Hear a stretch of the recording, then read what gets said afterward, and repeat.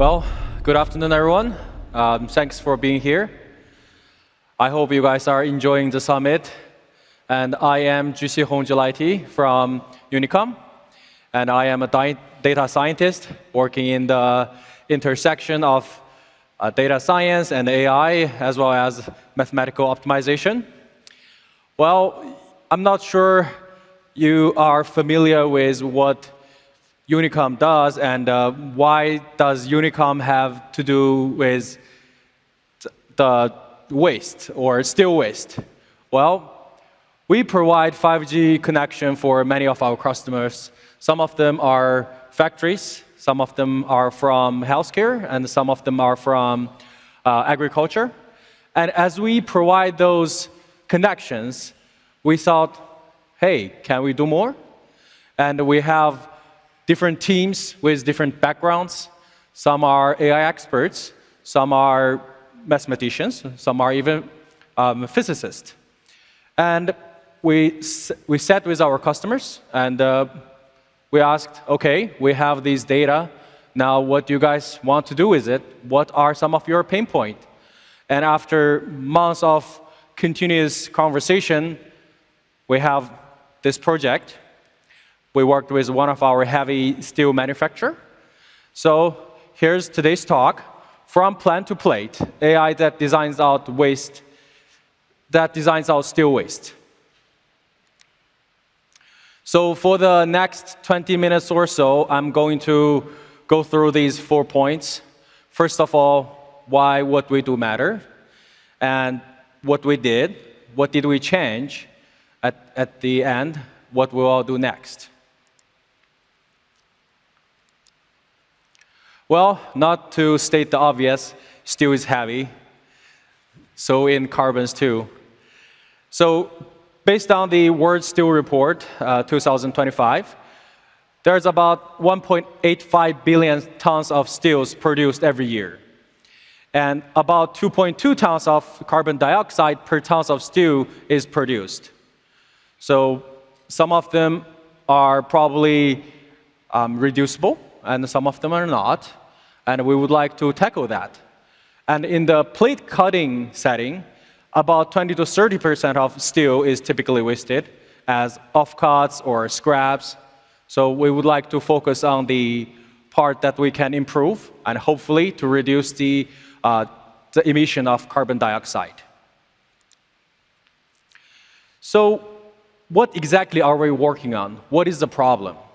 So at least with this customer, so in their planning stage, they are not considering the plate usage, the downstream plate usage. So that kind of silently wasting the steels. So let me unpack that.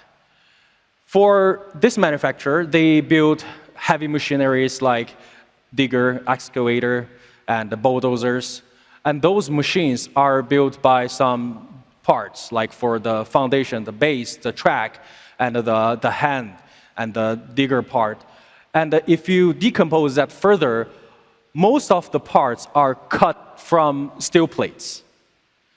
And sometimes you produce certain types of machines together that will help you to utilize most of the downstream steels, but some combinations that will cause a lot of waste. As you can see from these two images, I'm not sure where, yeah, there you go. Those two plates.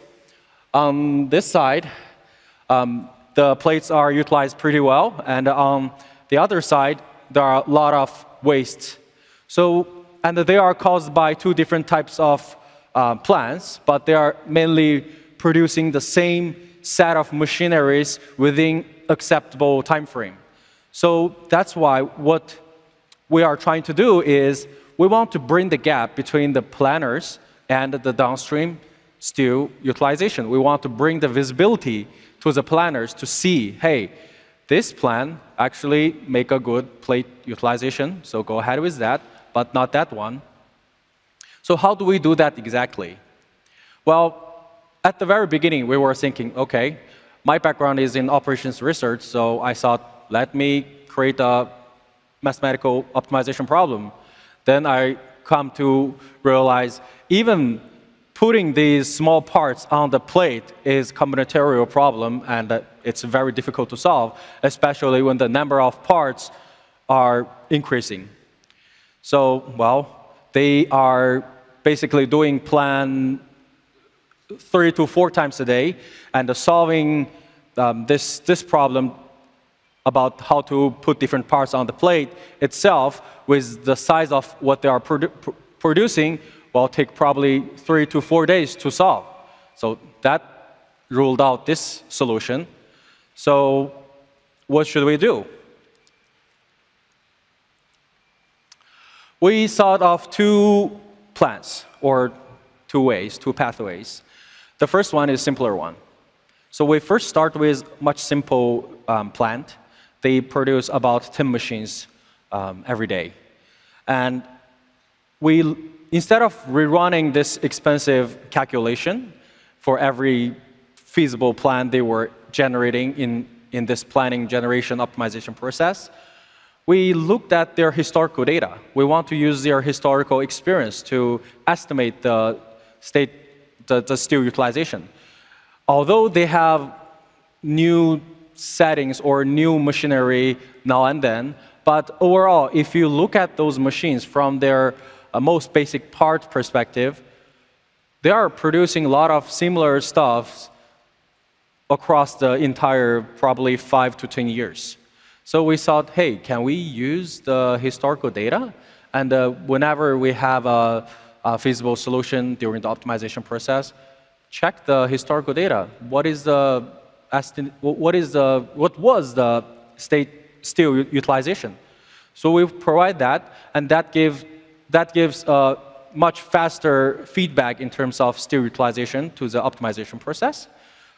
So we baked this into their optimization process. Well, this sounds fun, but what happens when the plant is much bigger?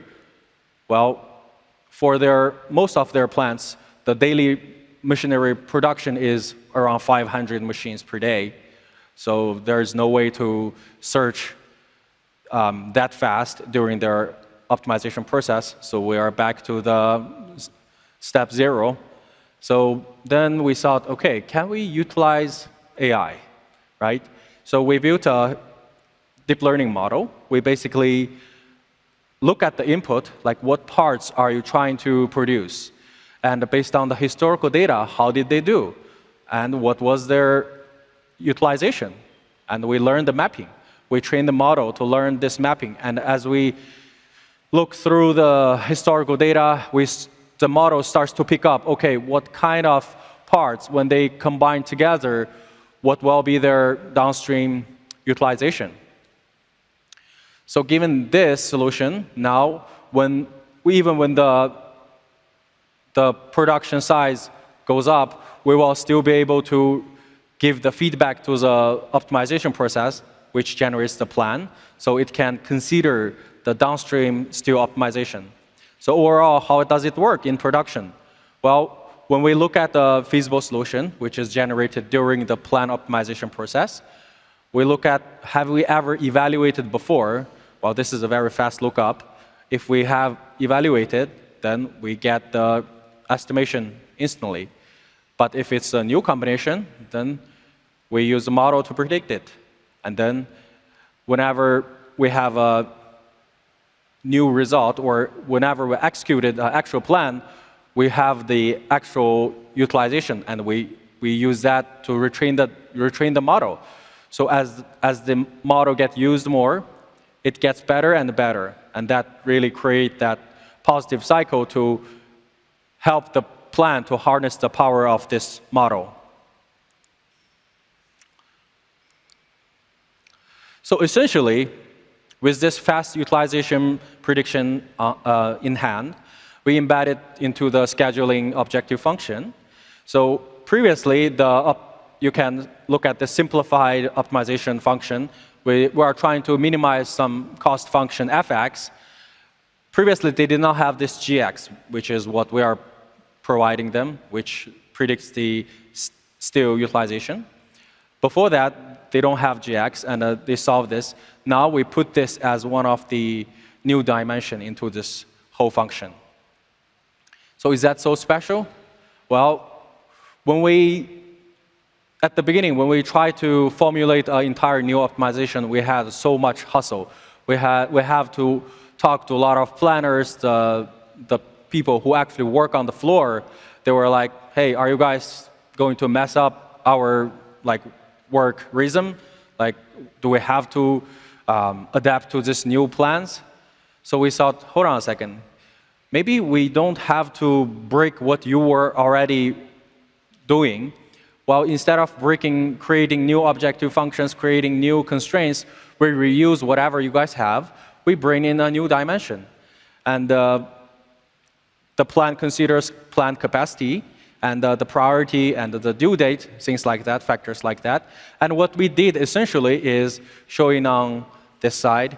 So imagine on the bottom, that layer of rectangles, each rectangle is a solution, you can think that way. And the orange one are some of the feasible ones. So maybe from planner perspective, they are equivalent. But we add this additional layer on top of it. That curve you see, that is the new dimension we bring in. We tell the planner, we tell the optimization, what are those plate utilization for those feasible solutions. So now they can pick the feasible solution that has the best plate utilization. So that can reduce the waste. And the beauty in this is we don't replace what's there. We give them a new dimension. And it simply helps them to increase the downstream utilization. So, well, all sounds pretty nice, pretty good.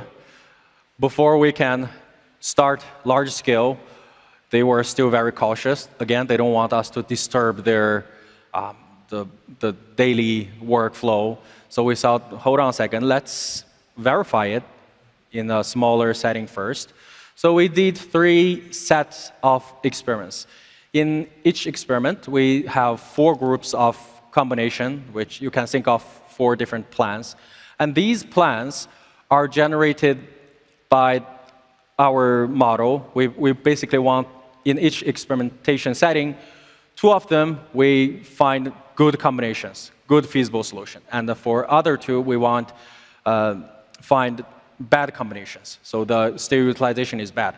And after finding these 2 groups, we ask the people who actually do the planning, the laying out part of the job, they test it out. And the result is when our models say it's a good combination, overall, the reality tells us that as well. And when our models tell it's a bad combination, so is the reality. So that gives us a little bit of confidence. Once we had that, we start to put it into the optimization process. And on the bottom plot, this 2 line, so this is the iteration process of the plan generation. So x-axis is the iteration from the very beginning to the end. The model converges, they find the final plan. And the orange line is without considering the downstream utilization. By the way, y-axis is the steel utilization, the plate utilization. And after they considered our estimator, the blue line shows the downstream plate utilization increase and it converges. So that gives us the green light to move forward. So for the past half year, we started to scale out this part of work across their different plants. And these are 3 plants, I think, for the past month or so. And as we can see, one of the line is what our models think the utilization will be, and the other line is what the reality is. And as you can see, it's pretty close. That means this way of estimating the plate utilization can really bring the insight or bring the new dimension to the optimization process, so the planner is no longer invisible to the downstream steel utilization. And overall, we're able to achieve less than 0.6% of error. So that, I think, we also talked to their chief OR scientist, and I think we all agree this is accurate enough to drive the scheduling and bring up the steel utilization. And overall, after this past half year or so, we are able to achieve some plants about 2 to 3%, some plants 1+% of plate utilization. Although this percentage gain looks not that big, but in terms of their saving, it's more than 10 million RMB per year. And in order to make sure I don't reveal too much of their producing capability or capacity, I won't say how many tons of steels are saved, but that is the gain they are getting. So what's next? Well, from a couple of factories, we proved this way of bringing new dimension into their planning process can increase their steel utilization. So this work is done within one of their business units, and now the other business units are also looking forward to work with us using similar approach to increase their plate utilization as well. So hopefully, now we can save more carbon dioxide every year. So the punchline is, well, in manufacturing settings, AI is not scaled by mandate, but by the result. And this is the work I would like to present. So a working system helping factories build the same machines from less steel and less carbon for the planet. Thank you so much.